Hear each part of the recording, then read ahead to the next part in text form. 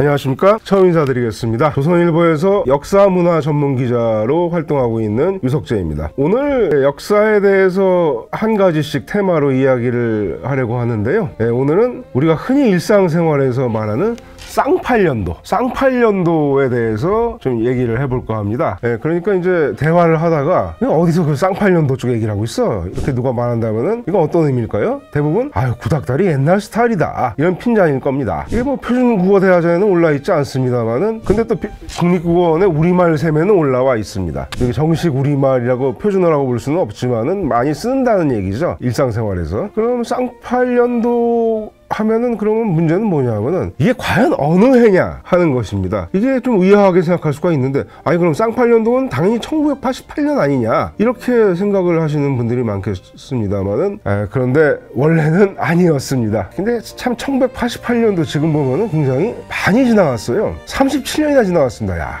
언제 이렇게 됐지? 그러니까 지금이 해방 직후라면은 1988년은 구한말이에요. 대한제국 시절입니다. 그러니까 굉장히 옛날이죠. 그런데 우리가 좀 생각해 볼 게 있습니다. 쌍팔년도라고 그저 아주 그냥 옛날 취급을, 옛날은 옛날이지만 그렇게 구닥다리고 형편없는 시대가 과연 1988년이었을까요? 민주화가 된 다음 해고, 그리고 88 서울 올림픽이 열린, 무엇보다도 그런 해가 아니었습니까? 그러니까 쌍팔년도가 주는 어감처럼 굉장히 우리가 형편없이 못 살던 시절은 아니었단 말입니다. 라는 희망 에 차서 올림픽만 치르면은 선진국이 된다, 좀 시차를 두고 이루어지긴 했지만은 좀 이상하죠. 자, 여기서 좀 문제가 뭐냐 하면은 제세산업이라고 있었습니다. 1970년대에 잠깐 신흥재벌로 떠올랐던 기업 중에서 제세산업에 이창우 씨가 있었습니다. 이 당시에 이제 율산의 신선호 씨, 이런 분들과 같이 뭐 무서운 아이들이라고 불렀고, 이 제세산업의 초창기 멤버 중에 아주 젊은 인재들이 많이 모여들었다고 합니다. 그 중에는 그 안상수 전 인천시장도 있었다고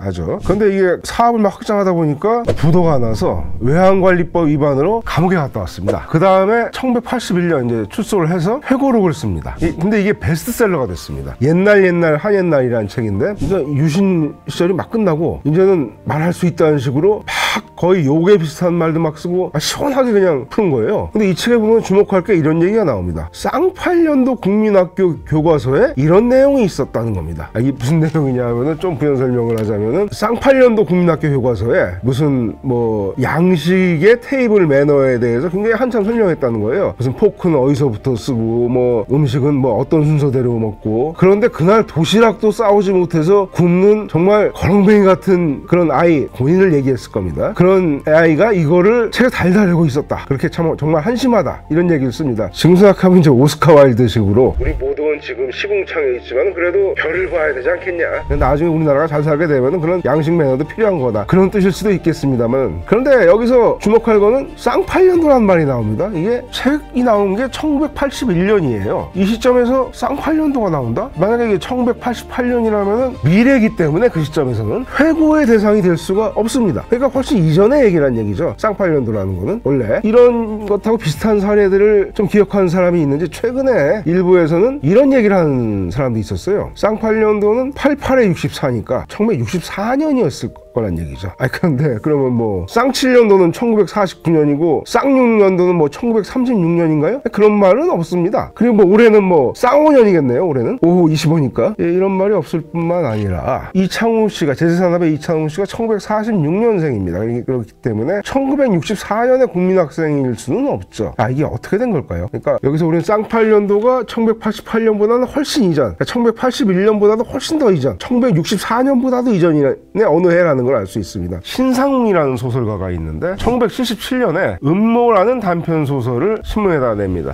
여기에 쌍팔년도의 단서가 나옵니다. 술집이에요. 어떤 인물이 자기 그 라떼 얘기를 하면서 나는 쌍팔년도에 한가락했다, 이렇게 얘기하니까 다른 사람이 비웃습니다. 그 자유당한테 내리 낙선만 하셨겠군, 이렇게 봤습니다. 자, 여기서 단서가 뭡니까? 쌍팔년도는 자유당이 여당이던 제1공화국 시절, 그러니까 1950년대의 어느 해라는 거를 우리가 알 수 있습니다. 있습니다. 1950년대 어느 해? 어느 해일까요? 실마리는 연호에 있었습니다. 자, 올해를 서기 2025년이라고 하는 거는 세계 대부분의 국가에서 이런 연호를 쓰고 우리나라도 씁니다. 그런데 우리나라가 옛날부터 이런 서기 연호를 썼던 걸까요? 우리는 그렇게 착각을 합니다. 하지만 아니죠.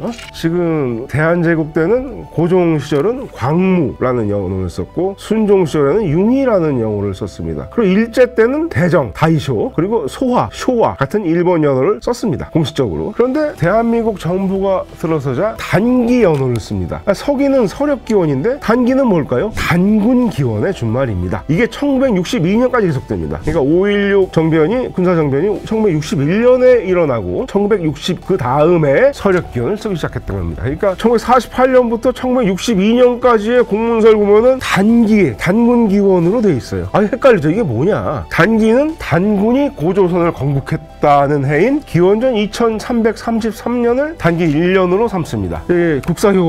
한국사 교과서에도 보면은 그 단군이 나라를 세운 해가 기원전 2333년으로 알려져 있다고 나오면서 삼국유사에 단군이 기록된 걸로 이게 소개하게 되기 때문에 이 삼국유사에 어떤 해가 기록됐고 이거를 추산을 해보니까 기원전 2333년에 해당이 되는구나. 이렇게 생각하는 사람이 많은데 그렇지 않습니다. 삼국유사에는 뭐라고 되어 있냐면 1년이 쓴 삼국유사에는 당고가 즉위한 지 50년 되는 경인년이라고만 되어 있습니다. 이게 50년째 되는 해이기 때문에 만으로는 49년의 시차가 나는 것이죠. 당고가 누구냐 하면은 요임금입니다. 옛날 요순 시절 할 때 요임금과 순임금 할 때 요임금입니다. 이게 옛날에 우리나라 서당에서는 요임금이라고 발음을 안 하고 사이시옷을 넣어서 요님금이라고 했습니다. 옛날 한문 공부할 때 꼭 요님금이라고 읽었던 생각이 나는데 어쨌든 그러면은 요임금의 연대를 알게 되면은 그걸 추산이 되는 거죠. 그런데 이게 참 골치 아픈 얘기입니다. 요임금과 순임금도 중국의 전설 시대지 이게 역사 시대가 아닙니다. 실존 인물인지도 불확실해요. 그렇기 때문에 연대 같은 게 이게 고증이 정확히 될 수가 없는 일이죠. 그런데 이제 이 송나라 때 소강졸이라는 학자가 나름대로 이게 추산을 합니다. 요임금 즉위 시기를 어떻게 추산을 해가지고 자기 나름대로 해서 기원전 2357년으로 추정을 했어요. 근데 이걸 사마광이 자치통감에서 인용했습니다. 이 자치통감은 그 중국의 정수한 25사를 나름대로 요약했지만 그것도 양이 많기 때문에 주로 우리는 옛날에 서당에서 자치통감을 또 축약한 통감조료를 많이 읽었습니다. 이걸 통감이라는 이름으로. 어쨌든 사마광이 자치통감에서 인용했으니까 이건 많이들 보게 되는 거죠. 자, 조선 초 성종 때 서거정이 동국통감을 썼습니다. 이게 자치통감의 체제를 조금 흉내를 내서 우리나라 한국사의 역사를 축약한 책이죠. 동국통감. 그러면서 이 사마광이 자치통감에 나오는 기원전 2357년서를 받아들였어요. 그러면은 이제 만 49년 격차 연도가 나오게 되죠. 근데 삼국유사를 따르지가 않습니다. 단군 개국은 무진년이라는 이승유의 제왕운기를 받아들입니다. 그렇기 때문에 요임금보다 50년이 아니라 25년째 되는 해다. 그 해가 무진년이다. 이게 기원전 2333년이 되는 겁니다. 이것이 단군 개국년으로 정한 겁니다. 그러니까 만으로는 만 24년의 시차가 나는데 이게 좀 정치적인 이유가 있었습니다. 명나라 개국년이 서기 1368년입니다. 그러니까 조선 개국년은 1392년입니다. 꼭 24년의 시차가 납니다. 이걸 대입해서 명나라 조선이 24년 시차가 나니까 요임금과 단군도 24년 시차가 났을 거다. 이렇게 정치적으로 했을 거라는 해석도 있습니다. 결론부터 얘기해보면 이게 무슨 고고학적인 고증도 아니고 무슨 과학적인 고증도 아니고 심지어 삼국유사에 나오는 것도 아니고 제왕운기에 꼭 그렇게 나온 것도 아니고 어떻게 짜맞춘 것 같기도 한데 어쨌든 간에 이승만 정부가 들어서면서 단군 기원을 썼기 때문에 그럼 어떻게 됩니까? 서기가 몇 년이면은 플러스 2333년 그냥 하면 됩니다. 그러니까 해방이 된 해인 1945년은 단기 4278년이 되는 것이죠. 그리고 대한민국 정부 수립년인 1948년을 단기 4281년이 되는 겁니다. 자, 그러면은 단기 4288년이 바로 서기 1155년인데 이것이 바로 쌍팔년도의 정치였던 것입니다. 정답이 이제 나오네요. 자, 이 근거를 보겠습니다. 이 자료 화면이 있을 텐데 그 해방 8.15 10주년 기념우표가 있습니다. 저거를 이제 시트라고 하는데 옛날에 저거 많이 모았죠. 그냥 우표 낱장보다 훨씬 비싸게 팔렸습니다. 그런데 이게 저기 4288년이라고 나와 있고 이게 해방 10주년이니까 보니까 1955년이라는 증거가 되는 것이죠. 1955년이 어떤 해였나? 전쟁이 끝난 지 채 2년도 되지 않았어요. 그때 우리나라의 1인당 국민소득은 겨우 65달러였습니다. 최빈국 시절이었죠. 전쟁 폐허가 복구도 되지 않고 사람들은 굶주리고 거리에는 고아들이 그냥 구걸을 하고 다니고 제거는 되지 않고, 그러니까 이때 군대 간 사람들이 비록 뭐 전쟁에 나가지는 않더라도 전쟁 중에 전투에 나가면은 그래도 그런 게 있었다고 합니다. 아유, 그래 내가 총을 들고 있으니까 목숨이 덜 위험하겠구나 이런 생각이 있었답니다. 근데 뭐 전쟁이 끝났으니까 그것도 아니고 뭐 부패도 심하고 부조리도 심하고 뭐 보급도 잘 되지 않고 뭐 밥도 잘 못 먹고 그런 부패 온상이던 군대에서 사람들 욕 비슷하게 아유 쌍팔년도 같으니라고 뭐 이런 식으로 얘기를 했다는 거예요. 이게 1955년이 쌍팔년도가 된 기원이 됐다고 합니다. 그러면서 아유 쌍팔년도 쪽에 말이야, 쌍팔년도 쪽에 이런 얘기도 있었어. 그런 식으로 1980년대까지, 그러니까 88 올림픽이 개최되기 전까지 계속 쓰였다고 합니다. 근데 막상 1988년이 되고 보니까 이게 그때 심지어 88이 어떤 의미였냐 하면은 TV 광고에서까지 그때 가수가 이용이었는데 뭐 88년은 우리들의 해 하면서 노래를 불렀어요. 그러니까 88이라는 거는 굉장히 기대에 가득 찬 그런 해였기 때문에 쌍팔년도하고 분위기가 안 맞는 거죠. 한동안 잊혔어요. 1988년 올림픽이 개최가 됐습니다. 그런데 어느 정도 시간이 흐른 다음에, 사실 저는 그때 깜짝 놀랐는데 1990년대 중반쯤부터 이 격한 발음과 함께 다시 부활했습니다. 그러니까 1990년대 중반에 어디서 쌍팔년도 쪽 얘기를 하고 있어 이런 말이 다시 나왔어요. 이때는 언제를 얘기하는 거겠습니까? 단기 4288년은 이미 기억에서 잊혀버렸습니다. 당연히 서기 1988년을 얘기하는 거였죠. 자, 그런데 문제가 있습니다. 구닥다리 쌍팔년도라고 하기에는 1988년 그런 애가 아니어서 좀 억울합니다. 물론 과거예요.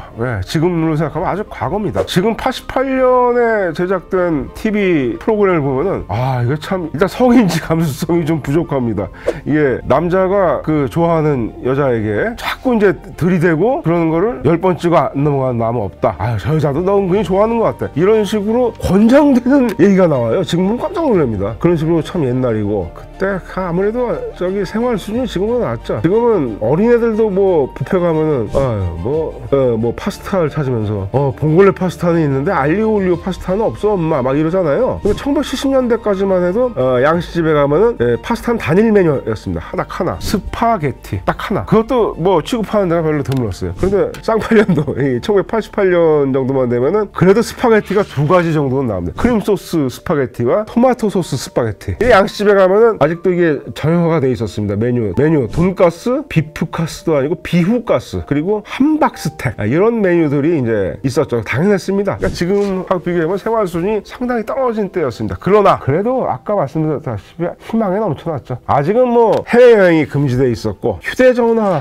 그런 게 있어요. 컴퓨터를 가진 사람도 거의 없었습니다. 이 아날로그 시절의 향수가 그 위에 겹쳤다고 할 수 있습니다. 근데 지금 나중에 한 건데 휴대전화가 있긴 있었어요. 벽돌폰 들고 다니는 사람이 얼마 없어서 그렇지. 근데 그때는 홍콩이 우리보다 훨씬 앞서 있었기 때문에 1986년에 홍콩에서 나온 영화 영웅본색에서 그 벽돌폰이 나옵니다. 주인공 정용 송자호가 그 자동차 정비업체에서 일하는데 악당 아성 부하들이 와가지고 이따만한 폰을 건네요. 형님하고 통화 한번 해보시죠. 그때 저는 핸드폰이란 개념을 몰라가지고 저게 카폰인가 보다. 그러니까 아성이라는 놈이 근처에 어디 있나 보다 생각을 했죠. 근데 요즘에 다시 보니까 그게 휴대전화였습니다. 근데 그때는 그게 휴대전화인지도 몰랐죠. 저뿐만 아니고 지금도 아무도 몰랐을 거예요. 그러나 개발도상국 시절이었지만은 그래도 1인당 국민소득 4,335달러 쌍팔년도하고 비교가 안 되죠. 잘 살아보겠다 이런 꿈을 지녔던 시기도 했습니다. 1986년경에 3조 호황으로 수출 사정이 굉장히 좋았습니다. 수출이 수입을 앞질렀고 금리는 아주 낮았고 금리가 높았죠. 반대 굉장히 높았죠. 그러니까 은행에 저축만 해둬도 그냥 쑥쑥 돈이 올라가는 그런 때였습니다. 아파트 값도 아직 치솟지 않았던 때였습니다. 어쩌면 지금 생각해보면 지금 돌아가려면 못 살 거예요. 그 디지털이